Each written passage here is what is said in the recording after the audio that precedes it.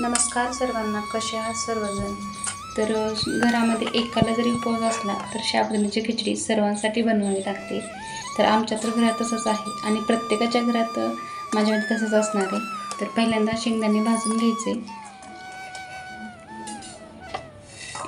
त्यानंतर बारीक वाटून घ्यायचे आणि तोपर्यंत आपल्याला कढई ठेवायची, त्यामध्ये तेल टाकायचे, जिरे टाकायचे.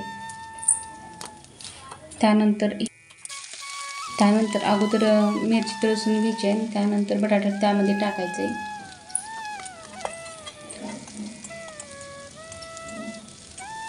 एक मिनिटासाठी छान असं फ्राय करायचे. त्यानंतर त्यामध्ये शेंगदाण्याचं कूट टाकायचे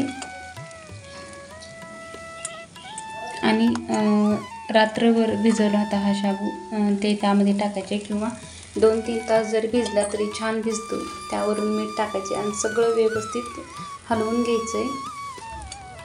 सगळं व्यवस्थित हलवून घेतल्यानंतर त्यावरती थोडासा पाण्याचा शिंतोडा मारायचे.